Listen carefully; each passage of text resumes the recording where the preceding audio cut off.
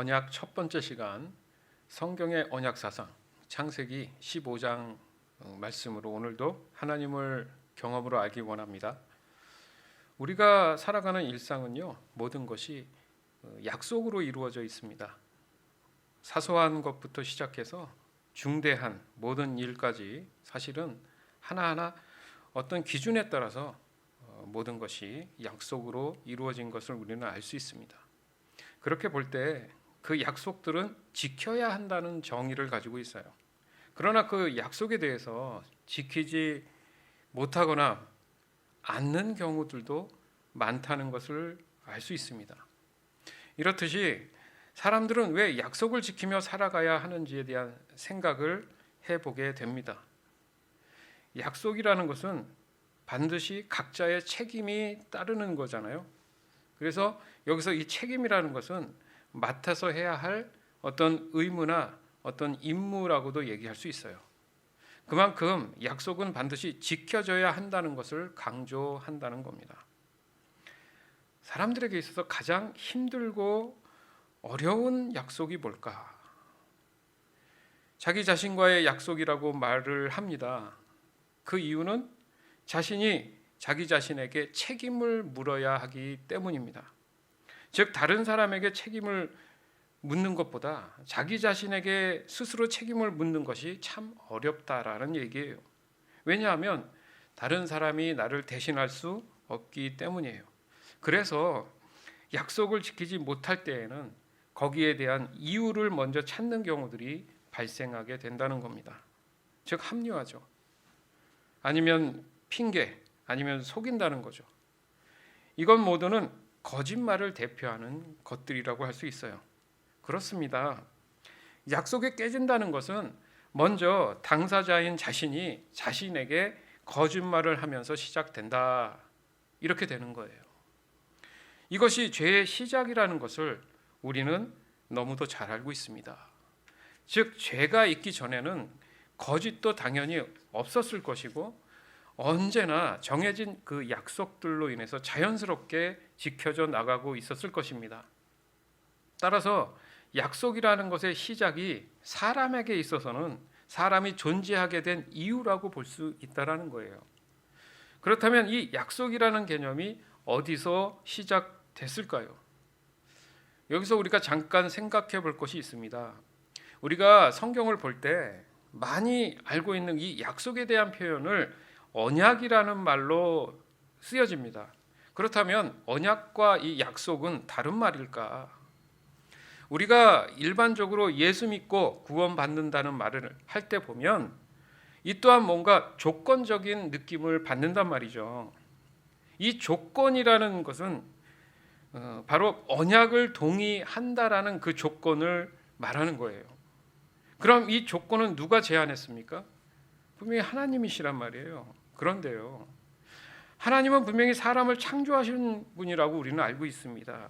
그리고 사람은 엄밀히 따지면 하나님의 피조물이라는 거죠. 그렇다면 하나님과 사람이 동등할 수 있는가? 그럴 수 없다라는 얘기예요. 그럼에도 불구하고 구원에 대한 조건을 사람에게 하나님께서 제안을 했다? 도대체 이게 어떻게 된 일이냐 이거예요. 아담으로 인해서 하나님과의 관계가 깨졌습니다. 그렇죠? 그 원인이 뭐였죠? 하나님의 말씀에 불순종했다. 이것을 성경은 말씀 분명히 하십니다. 그러니까 여기서도 보면 하나님과 아담은 동등한 관계가 분명히 아니잖아요. 즉 하나님께서 명령하시고 그 명령을 반드시 지키도록 하신 그 관계에 있는 사람이 바로 아담이었다는 얘기잖아요. 그래서 사람은 하나님과의 관계에 있어서 순종이나 불순종 이런 표현들을 썼다라는 거죠. 다시 말해서 하나님은 선악과를 즉 선악을 알게 하는 그 나무의 실과를 따먹는 경우에는 반드시 죽는다고 말씀하셨어요. 그러니까 이 죽음에 대한 의미에 있어서 중요한 핵심이 바로 하나님과의 관계라는 겁니다. 즉 언약이나 약속이라는 이 의미가 하나님과의 관계를 말한다는 거예요. 그러니까 그러니까 좀 더 자세히 말하면 그 사람이 하나님과 함께 할 수 있느냐, 함께 할 수 없느냐의 문제라는 거예요. 그래서 사람들 사이에서도 서로 약속들에 대해서 불신이 오면 뭐라고 표현을 하죠? 그 관계가 깨졌다, 이렇게 표현을 한단 말이죠. 그리고 그 관계가 회복되기 위해서는 기존의 약속들에 대해서 먼저 회복됐을 때 서로를 인정하고 다시금 신뢰할 수 있는 마음이 생길 수 있다라는 거 아닙니까? 그런데 그 약속들이 여러 부분에 다양하지 않겠어요? 그러니까 여기서도 또 이런 말들을 하면 좀 부작용이 있어요. 그래서 정리를 해보면, 그러니까 기존의 그 약속들에 대한 오해가 그런 이유를 주는데, 바로 이 약속이라는 것은 그 근원이 순수해야 되는 거잖아요, 그죠? 그래서 내가 아닌 다른 사람에게 먼저 배려하는 그런 의도가 있을 때 가능하다라는 얘기죠. 그러니까 약속은 절대 이기적일 수 없다라는 거예요. 그 약속 자체가 자신의 이기심을 내려놓고 마치 서로의 중간점을 찾는 그런 의미가 있다라는 겁니다. 따라서 약속의 회복은 혹여나 자신의 이기심이나 거짓된 것들로 변질되어 있는 것이 아닌지 자신 스스로가 겸손하게 확인할 수 있을 때 그 회복이 가능한 거잖아요. 그런 어려운 이유가 아까도 말했지만은 자신 스스로가 자기를 책임져야 하는 경우 때문에 쉽지 않다라는 얘기예요. 다시 정리하자면 언약이나 이 약속이나 그 기준에서 혼돈이 올 수 있다라는 거예요. 사실 더 정확히 말하면 계약이란 말을 좀 하면 성경적일 수 있을까? 하지만 이 또한 사람들이 알고 있는 일반적인 그 계약의 개념과 다르단 말이죠. 그러나 분명한 것은 있습니다. 사람에게 있어서 이 언약 사상은요, 하나님과의 관계 회복에 대한 중요한 절차처럼 느껴진다는 거죠. 즉 사람이 구원을 받을 만한 매우 중요한 과정이 된다라는 거예요. 즉 아담이 하나님과의 그 약속을 어겨서 이 불순종을 했지 않습니까? 그럼에도 불구하고 마치 다시 한번 하나님께서 아담에게 기회를 주는 듯 아담을 찾아가요. 그래서 그 불순종하게 됐던 그 과정에 대해서 물어봅니다. 그러면 과연 하나님께서 전혀 모르셨을까? 절대 그렇지 않다라는 얘기죠. 하나님이 원하시는 것은 아담으로 하여금 스스로 잘못을 인정하기를 원하신 거예요. 왜요? 빨리 당장 회복하고 싶으시니까. 그러니까 여기서도 알 수 있는 것이 언약 사상이라는 것은 마치 일방적일 수도 있지만 사람에 대한 존중도 함께 있다라는 것을 우리가 깨달아야 된다는 거죠. 가까운 예로 부모와 자녀와의 관계에서 설명을 어느 정도 할 수 있어요. 그러니까 요즘 들어서 보면요, 부모가 부모답지 못한 경우가 많죠. 그렇다고 해서 자녀가 자녀답지 못한 경우도 많아요. 자, 그럼 그런 경우를 제외하고 부모와 자녀와의 어떤 친밀함으로 생각해 볼 수 있다라는 거예요. 부모와 자녀가 동등한 관계입니까? 그 누구도 그렇지 않다고 얘기할 거예요. 그러나 친밀함은 마치 동등한 듯 보인단 말이죠. 하지만 서로를 어때요? 존중해 줍니다. 그러나 그 관계가 깨진다고 한다면 그 존중함에 대한 것들이 깨진 결과이기 때문에 회복하기가 쉽지 않다라는 거죠. 우리가 일반적으로 사람들과의 관계에서는 그렇다는 것을 참 잘 압니다. 그러나 그 회복에 대해서 또한 잘 안다라는 얘기죠. 뭐예요? 그 존중함에 대한 것들에 대해서 자신들의 이기심이 버려졌을 때 회복을 좀 바라볼 수 있다. 그겁니다. 그러니까 이것은 사람과 사람과의 어떤 관계이기 때문에 하나님과 사람과의 관계에 대한 그런 이해하고는 또 다른 문제예요. 단지 이제 사람이 하나님으로부터 나왔다라는 것 때문에 그 근본이 같다라는 거죠. 여러분 생각해 보세요. 죄는요, 사람 쪽에서 일방적으로 하나님이 만드신 그 약속을 어긴 거잖아요. 즉 사람이 하나님과 상의해서 만든 그 약속을 깬 게 아니에요. 그러니까 모든 기준은 누가 만드셨습니까? 하나님이 만드셨어요. 그렇기 때문에 그 약속 또한 그 개념이 하나님 안에 속해 있다라는 거죠. 따라서 이 약속이 언약이며 사람과의 어떤 계약이며 이것은 사람을 향하신 하나님의 신실하신 사랑이라고 봐야 된다는 겁니다. 마태복음 7장 9절에서 11절. 아들이 빵을 달라고 하는데 너희 중에서 누가 돌을 주겠느냐? 아들이 생선을 달라고 하는데 누가 뱀을 주겠느냐?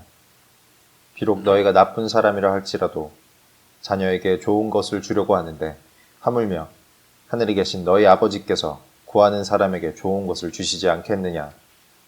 아멘.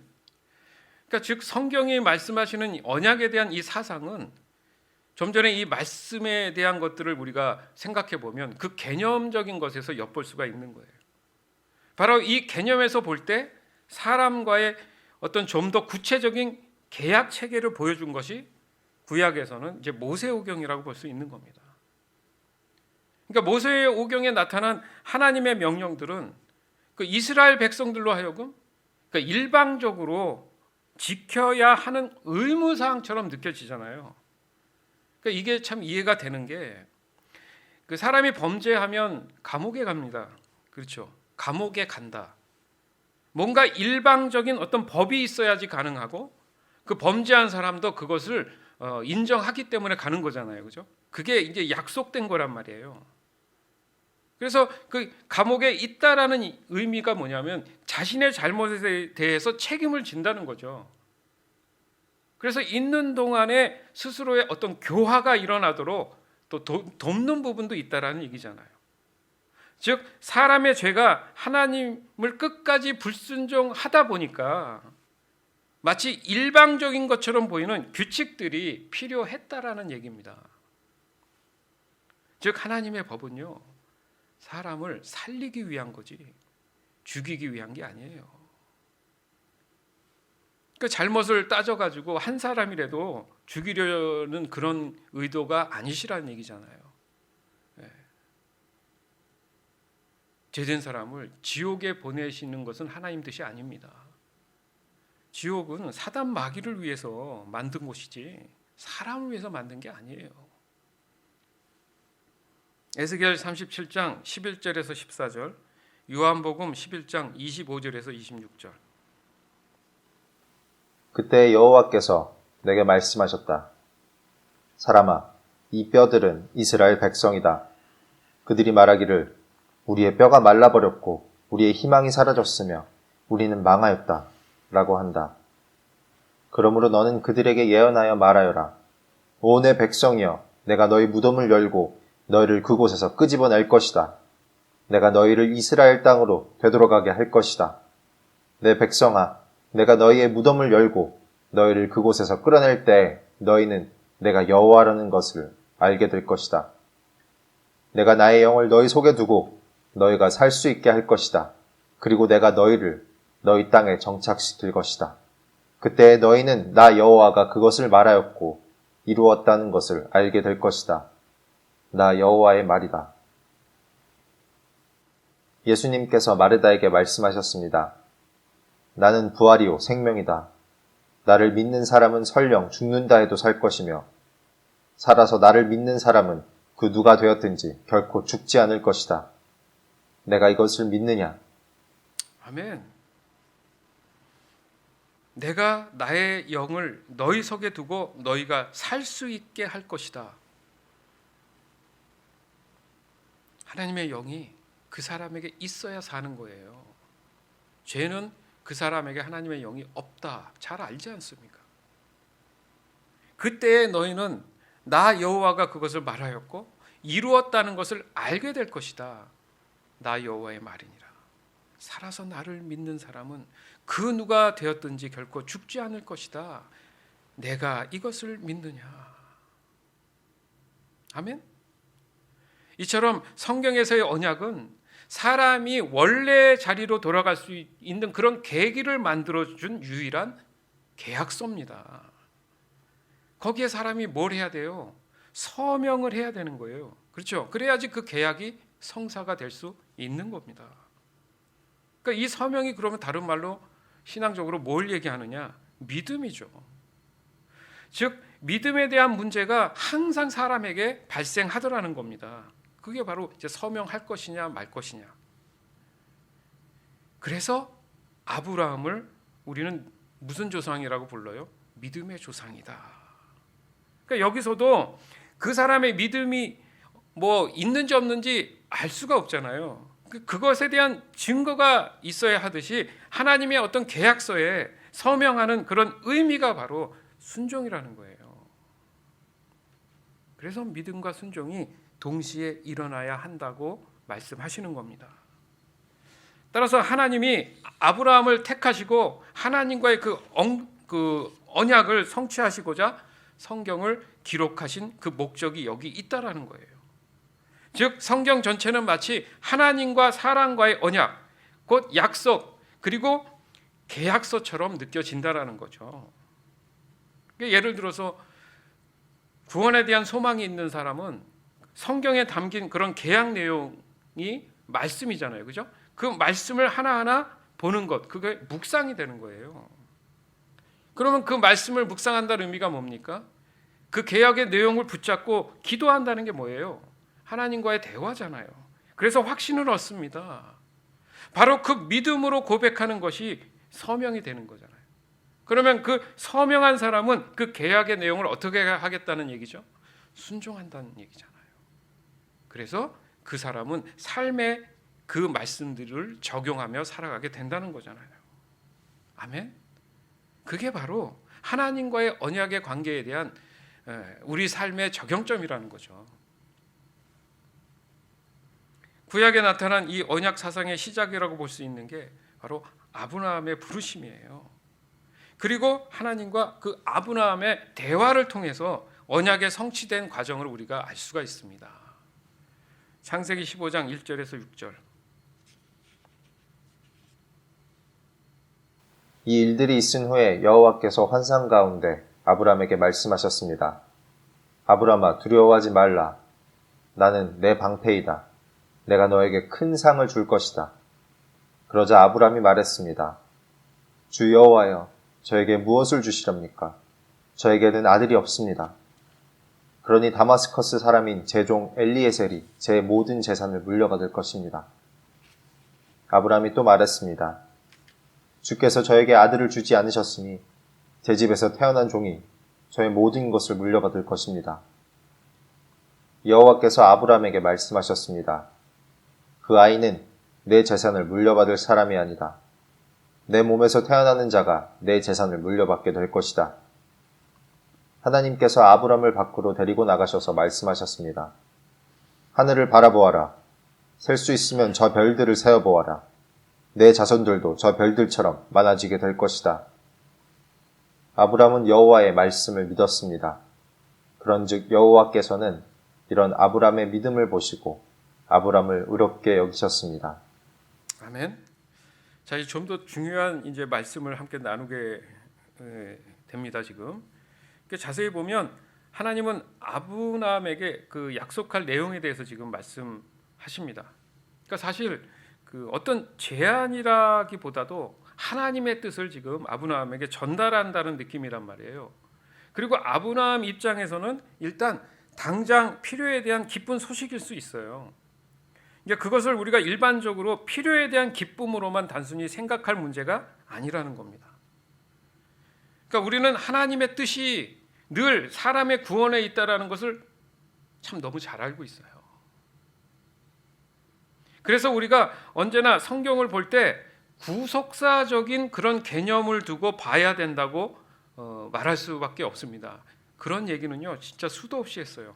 구속사적인 개념에서 성경 말씀을 봐야 된다. 그러니까 그 개념으로 볼 때 좀 전에 이 말씀처럼 나는 너의 방패다. 내가 너에게 큰 상을 줄 것이다. 라는 이 말이 단순히 그 당시에 아브라함에게만 속한 것이 아니라는 거예요. 마태복음 1장 1절.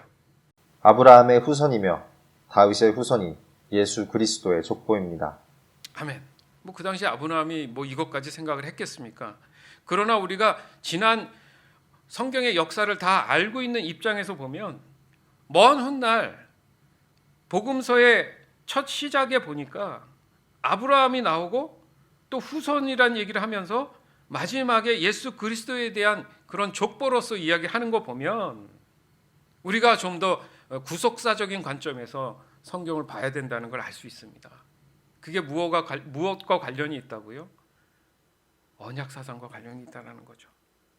약속, 예수 그리스도에 대한 약속이잖아요. 즉 하나님의 언약사상은 내가 너에게 큰 상을 줄 것이다 라는 이 말씀, 곧 구원자 예수 그리스도를 보내시겠다라는 그런 구원의 계약서라는 거예요. 결국은. 따라서 우리의 믿음 안에 늘 담고 있어야 할 이 언약의 계약서가 여기 있다라는 겁니다. 그 맥락에서 설명하기 위한 어떤 의도가 있는 것이 아브라함의 가장 마음에 지금 절박하고 필요에 대한 것들이 뭐였냐면 자기 자신에게 아들이 없다라는 것에 대한 큰 고민을 가지고 있었어요. 그리고 그로 인해서 이어질 그 유산에 대한 언급도 하고 있지 않습니까?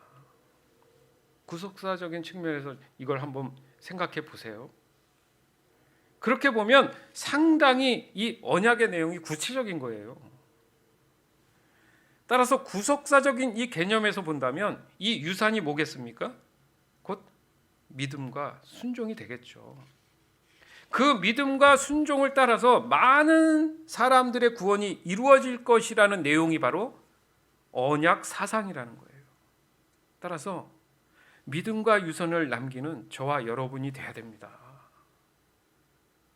아브라함에게 그렇게 출발점을 줬던 것처럼 예수님이 오시는 그날까지 우리가 해야 할 일은 후손들에게 이 믿음, 순종의 유산을 남겨줘야 된다는 거죠. 다시 말해서 아브라함에게 있어서 이삭이 삶의 소망이었잖아요. 그렇듯이 훗날 예수 그리스도는 모든 사람들의 구원에 관한 소망이 된다는 말씀인 거예요.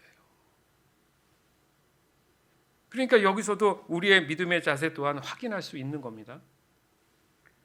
말씀에 보니까 아브라함은 여호와의 말씀을 믿었습니다. 그런즉 여호와께서는 이런 아브라함의 믿음을 보시고 아브라함을 의롭게 여기셨습니다. 아멘.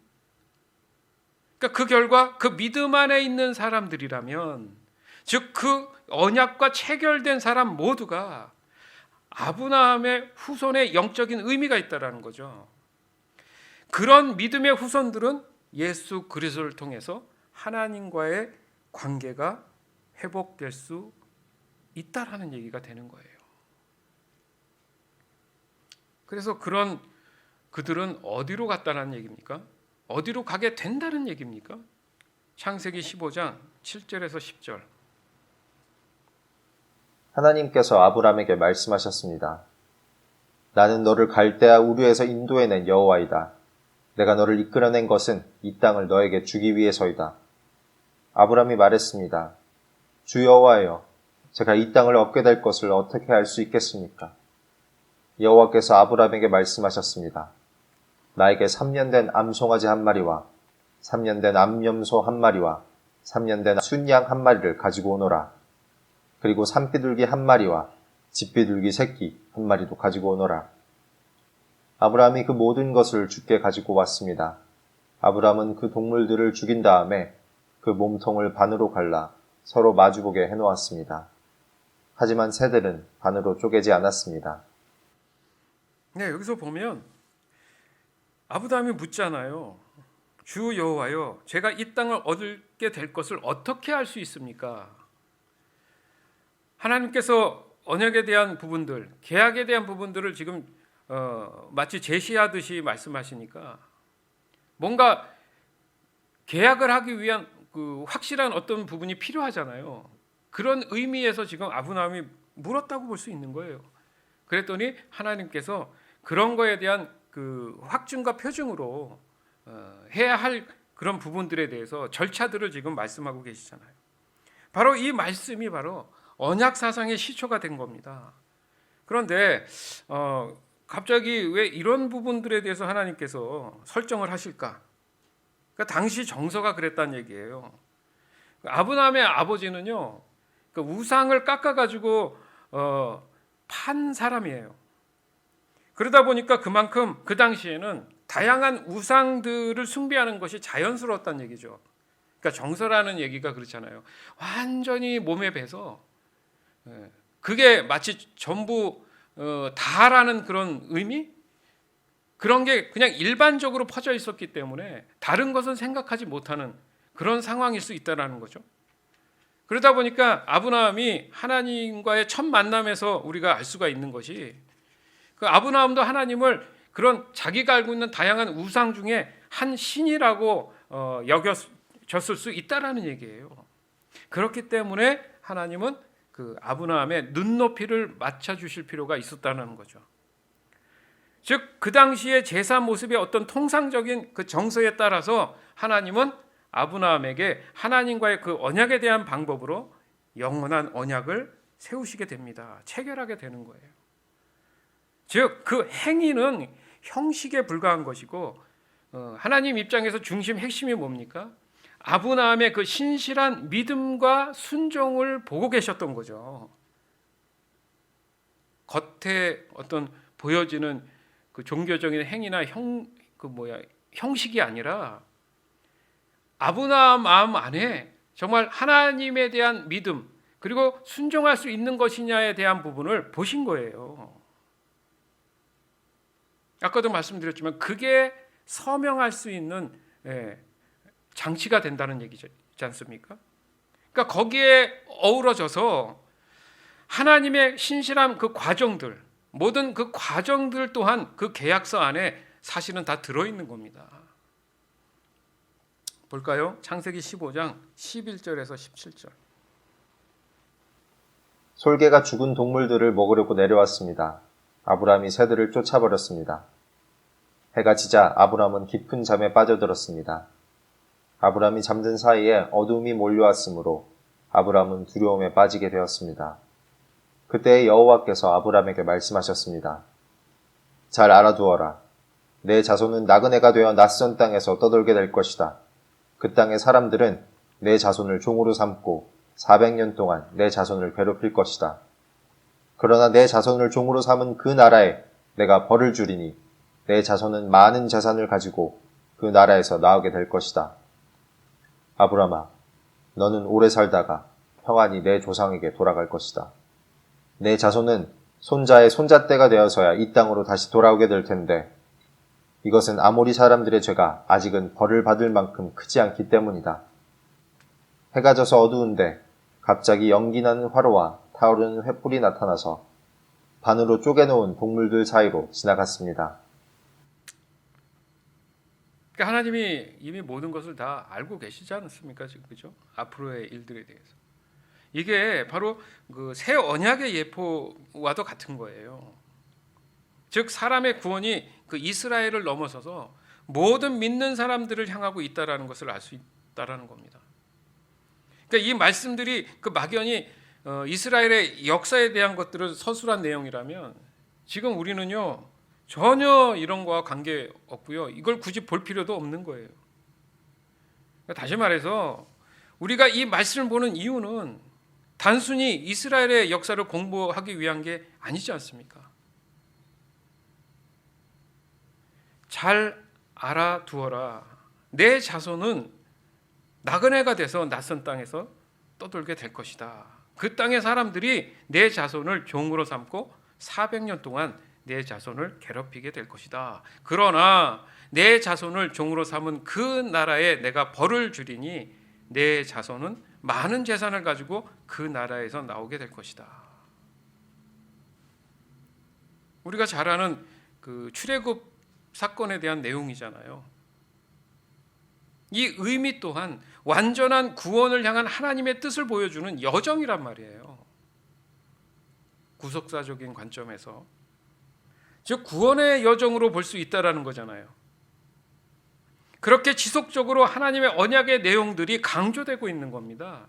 그렇기 때문에 우리 입장에서는 저와 여러분의 입장에서는 그 말씀 안에 그 언약 내용 안에 죄된 사람으로서 어떻게 그러면 반응해야 하느냐 이 질문이 항상 있어야 된다는 거예요.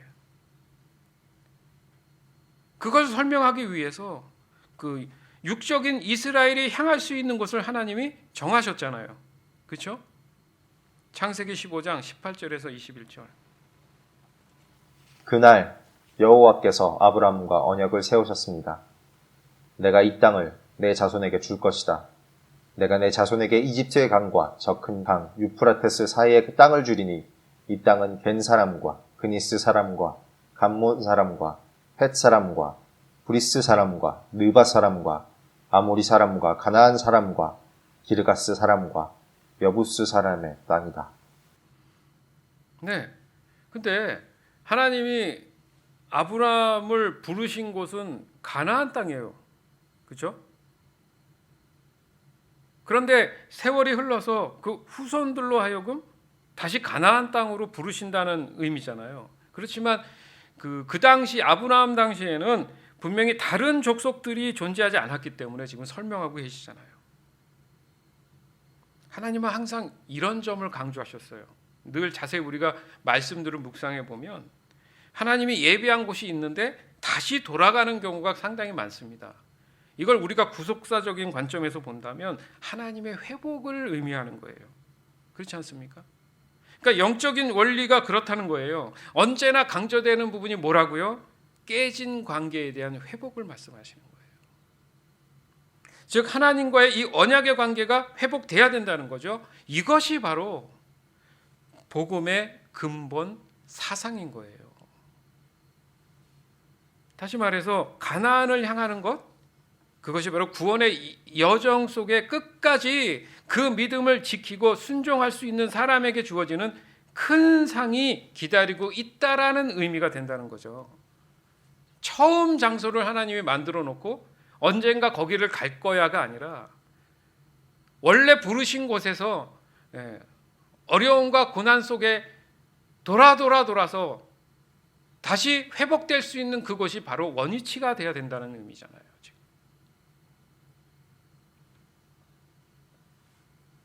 이것은 아브라함에게 이미 이제 허락하시게 됩니다. 뭘 보고요? 아브라함의 그 믿음, 그 순종을 보시고 아브라함아, 너는 오래 살다가 평안히 너의 조상에게 돌아갈 것이다. 이렇게 표현을 하세요. 자, 우리가 단순히 생각해 보면 육신의 삶에서 장수를 누리며 살다가 죽는다? 이런 의미로 볼 수도 있는데요. 오늘 우리가 본문을 봤을 때 앞뒤 문맥에 굳이 이 말씀이 언급될 이유가 있을까? 이런 질문을 할 수가 있어요. 즉 언약의 사상의 가장 큰 핵심이 되는 내용일 수 있는데요. 예수님의 그 재림으로 인해서 완전한 구원이 이루어지는 그날을 사실은 말씀하신다는 얘기예요. 왜냐하면 아브라함의 그 육신의 장수를 만약에 말했더라면, 보세요, 날짜를 정한 것도 아니고 오래 산다라는 의미, 이건 되게 막연합니다. 도대체 얼마나 산다는 얘기야. 조금 더 생각해 보면요, 아브라함이 지금도 살아 있어야 돼요. 왜? 아직 예수님 재림 안 했으니까. 그러니까 이걸 구속사적인 관점에서 우리가 깨달아야 된다는 얘기예요. 그리고 너의 조상에게 돌아간다는 의미도 죽어서 너의 삶이 이제 끝난다 이런 의미로 보는 게 아니라 믿음으로 이미 하나님 나라에 속한 그 조상들을 따라서 그날에, 즉 예수 그리스도의 재림하는 그날에 함께 구원의 반열에 합류되게 된다 이런 의미로 볼 수 있다는 거예요. 그 모든 내용을 이제 다 알게 하신 다음에서야 그제서야 하나님께서 아브라함과 계약을 세우십니다. 계약을 체결하시잖아요. 그러니까 충분히 설명을 하셨고 또 아브라함도 그것에 대해서 받아들이고 그 믿음 가운데에 서명을 하게 됐다는 얘기죠. 따라서 이 언약의 유효성이라는 것은 지금 저와 여러분에게도 동일하게 지금 적용되고 있다라는 것을 여러분들 믿으시기 바라요. 사랑하는 여러분, 하나님이 세운 이 언약은 저와 여러분을 향해 있어요. 왜냐하면 하나님 보시기에 좋은 그 기준으로 사람을 하나님께서 창조하셨기 때문에 그래요. 저와 여러분도 동일하게 그렇게 창조하셨기 때문에 그렇다는 얘기예요. 그 기준에서 벗어났다, 이 얘기는 뭐냐면 하나님의 기준에서 벗어났다, 그것을 죄라고 우리가 부르게 된 겁니다. 하지만 하나님의 사랑으로 하여금 하나님과의 관계 회복을 위해서 사람과 무엇을 세우셨다고요? 새 언약을 세우게 되신 겁니다. 바로 이 새 언약은 일방적일 수도 있고요. 또 동등할 수도 있는 믿음과 순종의 문제라는 거예요. 따라서 언제나 문제가 될 수 있는 것은 하나님 쪽이 아니라 항상 사람 쪽이라는 거죠. 내가 믿음과 순종으로 하나님을 인정하고 그 새 언약에 내가 서명할 수 있는가? 바로 이 수동적 자유의지가 필요한 겁니다. 즉 하나님이 세우신 이 언약은 정확히 말하면 제한이 아니라 사람이 사람으로서 사람답게 살 수 있는 절대적인 아주 유일한 길이고 진리고 생명이 된다라는 거예요. 즉 예수 그리스도가 답이다. 그렇기 때문에 믿음과 순종을 하나님께서는 끝까지 요구하고 계신다. 이 믿음과 순종이 하나님의 새 언약에 서명하는 것이기 때문이다. 그리고 예수님이 오시는 그날까지 이 구원의 소망으로 살아가게 된다. 설령 육신의 죽음이 온다 해도 오늘 본문의 아브라함처럼 영생을 보장받게 되는 것입니다. 따라서 성경의 이 언약 사상은 구속사에 근거한 저와 여러분을 향한 하나님의 뜻임을 오늘 이 시간 믿음으로 깨닫게 되기를 간절히 원합니다. 그래서 너는 오래 살다가 평안히 내 조상에게 돌아갈 것이다 라는 가장 큰 복된 상을 하나님께 받게 되는 저와 여러분이 되기를 오늘 이 시간 주 예수 그리스도 이름으로 다시 한번 간절히 축원합니다. 아멘.